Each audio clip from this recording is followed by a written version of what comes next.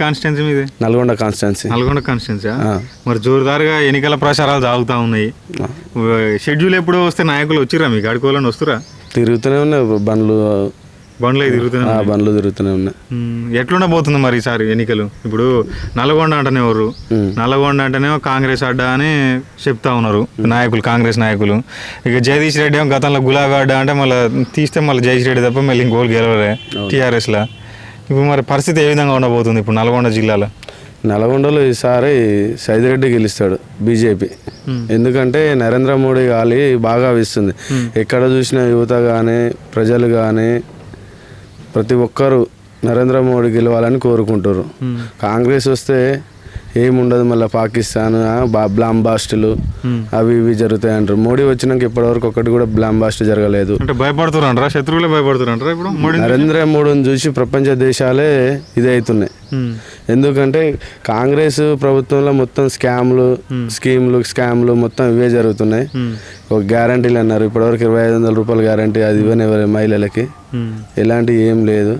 నామకే కుటుంబ పాలన సాగుతుంది. నమ్మదలేరా కాంగ్రెస్ ని? ఎవరు నమ్మరు, అయిపోయింది కాంగ్రెస్ పని కూడా. కాంగ్రెస్ వాళ్ళు 6 గ్యారంటీలు మేము ఇస్తామని చెప్తేనే మంచిగా జనాలంతా పల్లకిలో కూర్చోబెట్టి మంచిగా అందరిని అసెంబ్లీకి పంపిరు, ముఖ్యమంత్రి ఏంటి ఇవ్వాలి. మీరేంది కాంగ్రెస్ నమ్మతలేరు అంటారు? అన్ని దొంగ హామీలు ఇస్తారు వాళ్ళు. దొంగ హామీలు ఏమి ఇచ్చారు? మహిళలకు 2500 అన్నారు, ఇచ్చిర్రా? గ్యాస్కు 500 రూపాయలు అన్నారు. 500 రూపాయలే తీసుకోవాలి కదా, 1000 రూపాయలు వేస్తే 500 కట్ అవుతుంది. ఇప్పటి వరకు కూడా కట్టు కాలేదు. మరి అకౌంట్లో పడతాయి అన్నారు. మనకు పెట్టాల్సింది ఏంది? 500 రూపాయలు గ్యాస్ అని పెట్టాలి, 500 రూపాయలు ఇచ్చేస్తే గ్యాస్ ఇచ్చేయాలి. అట్లా ఇస్తలేరు. 1000 రూపాయలు అకౌంట్లో వేస్తే అప్పుడు 500 రూపాయలు కట్ అవుతాయని అంటారు. అది నువ్వు ఇచ్చింది ఏముంది ఆమె చెప్పండి. ఇప్పుడు మీరేమో సైదిరెడ్డి అంటారు, సైదిరెడ్డికి ఏమన్నా క్యాడర్ ఉందా అసలు? ఇప్పుడు ఆయన ఇప్పుడు హుజూర్నగర్లో గెలవలేదు, ఇప్పుడు ఇక్కడ ఎట్లా వస్తారు అనుకుంటారు? పార్లమెంట్ మొత్తం నల్గొండ పార్లమెంటులో మొన్ననే పిల్లి రామరాజన్న గారు జాయిన్ అయ్యారు. ఎంతమందికి పాత క్యాడర్ ఉంది. అటు పోతే సాగర్ పోతే నివేద రెడ్డి గారు, దేవరకొండ పోతే లాల్ నాయక్ గారు, ఇప్పుడు మిర్యాలగూడెం పోతే మొత్తం మన అన్న వెంకటేశ్వర్లుండు, మన హుజూర్నగర్ పోతే హుజూర్నగర్ కోదాడ శానమూడి సైదిరెడ్డి గారు, సూర్యాపేట పోతే సంకినేని వెంకటేశ్వరరావు. ఇంకేం కావాలన్న? యువత మొత్తం ఏడ సర్వేలు చేసినా కూడా నల్గొండ ఎంపీ గెలుస్తుంది. 400 సీట్లలో నల్గొండ ఎంపీ ఒకటి పక్కా. 400 పక్కా అది గన్ షాట్. ప్రతి ఒక్కరు అదే కోరుకుంటారు, వేయాలి ఈసారి 3కి వేయాలి. ఊర్లో ప్రజలు కానీ ఎక్కడ పోయినా ఏడ చూసినా చిన్న కాంచి పెద్ద వరకు ప్రతి ఒక్కరు మోడీ అని అంటారు.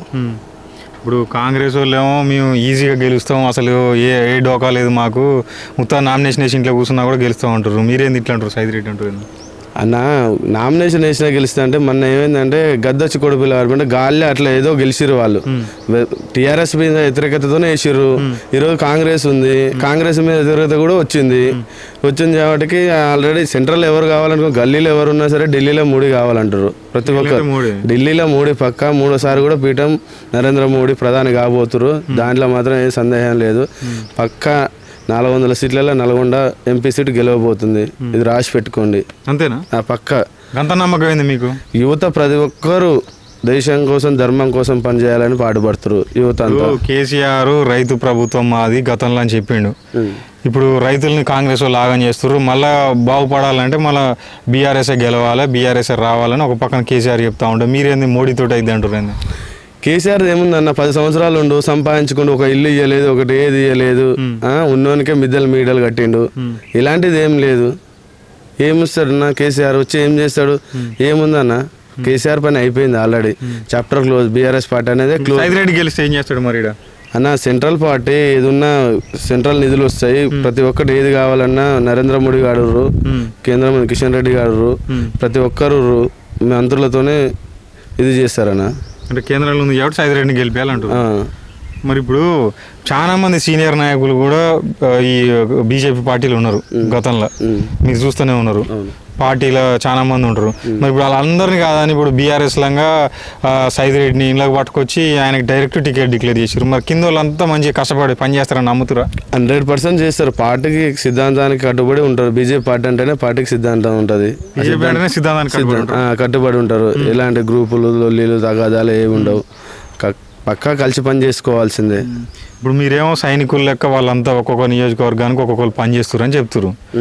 కాంగ్రెస్ వాళ్ళు ఇక్కడ కోమటిరెడ్డి రెండు మునుగోడు నల్గొండ జానారెడ్డి వాళ్ళు ఇప్పుడు సాగర్ అయితేంది ఇప్పుడు ఇట్లా అంటే తలా రెండు నియోజకవర్గాలు పంచుకున్నట్టు ఇప్పుడు దామోదర్ రెడ్డి అయితేంది సూర్యాపేట తుంగతుర్తి నేను చూసుకుంటా అంటాడు, ఉత్తమ్ కుమార్ రెడ్డి కోదాడ హుజూర్ నగర్ చూసుకుంటా అంటాడు. మరి వాళ్ళంతా సైనికుల లెక్క వాళ్ళు కూడా మేము లీడర్లో ఉన్నాం, మేము బరాబర్ గెలిపించుకుంటాం అంటారు. మీరేం సైదిరెడ్డి అంటారు, ఎట్లా ఇది నమ్మొచ్చు? గెలవబోతుందన్న పక్క అది గుర్తుపెట్టుకోరు. ఆయన గెలుస్తున్నా ఈయన గెలుస్తున్నా మాకు అందరూ అంటే అది కాదు కన్నా. ఏంది మన్నాడు దానికి ఏమనుకోరు, సరే కేసీఆర్ని దించాలన్న కాన్సెప్ట్తోనే వేసిర్రు. ఈసారి ఏంది ఇప్పుడు ఢిల్లీలో అనేది కాంగ్రెస్ అనేది రాదని ప్రతి ఒక్కరు తెలుసు. కాంగ్రెస్ వేసినా వృధానే కన్నా ఓటు, ఏముంటుంది చెప్పు, వృధా అయిపోతుంది. అదే నరేంద్ర మోడీ గారికి వేస్తే ఈరోజు చైనా కానీ పాకిస్తాన్ కానీ ఇలాంటివి ఏమైనా మన భారతదేశం పక్కన దేశాలకు కూడా ఈరోజు ఉగ్రవాదం అనేది ఇదైపోయింది. నరేంద్ర మోడీ గారు వచ్చిన అదే కాంగ్రెస్ ప్రభుత్వంలో వచ్చాడు ఏడబడితే ఆడ బ్లామ్ బాస్టులు ముంబైలో కానీ ఇక్కడ కానీ హైదరాబాద్లో కానీ మొన్న చూడన్న కర్ణాటక ఇప్పుడు కర్ణాటకలో ఇప్పుడు దాడులు అయినా జరుగుతున్నాయి అంటారు. మొత్తానికి ప్రధాన పోటీ ఏ పార్టీల మధ్యలో ఉంటుంది ఇక్కడ అన్న? కాంగ్రెస్ బీజేపీ మధ్యలోనే పోటీ అన్న. బీఆర్ఎస్ పరిస్థితి ఏంది? బీఆర్ఎస్ క్లోజ్ అయిపోయింది, నామరూపాలు లేకుండా అయిపోయింది. భూపాల్ రెడ్డి తమ్ముడు గతంలో మునుగోడు టికెట్ అడిగిండు, కంచర్ల కృష్ణారెడ్డి కొంచెం మంచి వ్యక్తి గెలిపిస్తామంటారు అన్న. భూపాల్ రెడ్డి అన్న కృష్ణారెడ్డి ఆయన ఏం చేస్తాడన్న? ఆయన పబ్లిక్కే తెలియదు. ఆయన కృష్ణారెడ్డి తెలియదు, ఎవరు కూడా తెలియదు. ఆయన ఈ నల్గొండలో కాదన్న. కాంగ్రెస్ పార్టీ అభ్యర్థి తెలుసా? కాంగ్రెస్ పార్టీ అభ్యర్థి జానారెడ్డి కొడుకు. ఎవరైనా ఆయన పేరేం పేరు? రఘువీర రెడ్డి తెలుసా? ఆయన తెలుసా? ఆయన కూడా ఎవరికి తెలుసు అన్న పబ్లిక్ కి. అయ్య పేరు చెప్పుకుంటుండు అంతే. ఒక సింగల్ గా రావాలి కదా, అయ్య పేరు చెప్పుకొని వస్తుండు. ఏముందన్న అంత కుటుంబం, ఇక్కడ పోతే వీళ్ళ కుటుంబం, అక్కడ పోతే వాళ్ళ కుటుంబం, అక్కడ పోతే వాళ్ళ కుటుంబం, ఈ కుటుంబాలేనా అన్నయ్యగా. ఇక ఎదవాళ్ళు ఎదగద్దు, ఎదగనివ్వరు. ఎంతసేపు తొక్కేసుడే ఎదుగుతున్నాను కూడా. కాంగ్రెస్ కి బీజేపీ మధ్యలో పోటీ ఉంటుంది అంటారు. అవును, 100% అది. బీఆర్ఎస్ 100% అన్న. బీఆర్ఎస్ అనేది లేనే లేదు అసలు, జాడ పత్తకే లేదు అది. బీఆర్ఎస్ పత్తకే లేదు. ఎవడన్నా వేద్దామన్నా కూడా అమ్మ వద్దురైనా దానికి ఎందుకు వేసేది, వేస్తే 3కి వేసుకోవాలి. కానీ బీఆర్ఎస్ పార్టీని దగ్గరికి వస్తే కూడా ఎవరు రాణిస్తలేరు, దగ్గరకు రానిస్తారు. ఎవరు కూడా దగ్గర కూడా పోవట్లేదు. బీఆర్ఎస్ పార్టీ అనేది దండం పెడుతారు, కథ అవతల పడుతారు. ఇది సరే చూద్దాం మరి అంటే ఏమైతే. మరి ఎన్నికలు అయితే ప్రజా తీర్పు అయితే నడుస్తుంది. మీ అభిప్రాయం అయితే ఇది? మా అభిప్రాయం ఇది. ఎంతసేపున ఇక్కడ కాంగ్రెస్ లో కుటుంబ పాలనే జరుగుతుందన్న. ఇంకోళ్ళని ఎదుగనిచ్చేది ఉండదు. ఎంతసేపున వాళ్ళే ఎంతసేపున వాళ్ళ వెనక ఉన్న వాళ్ళు వాళ్ళకి దగ్గర సంబంధించిన వాళ్ళు తప్ప ఇంకో నాయకుడు ఎదిగలేదు. ఎదుగుతుందంటే మనం తొక్కేస్తే కథ అవతల పడిపోతుంది అంతే. ఇక అలాంటి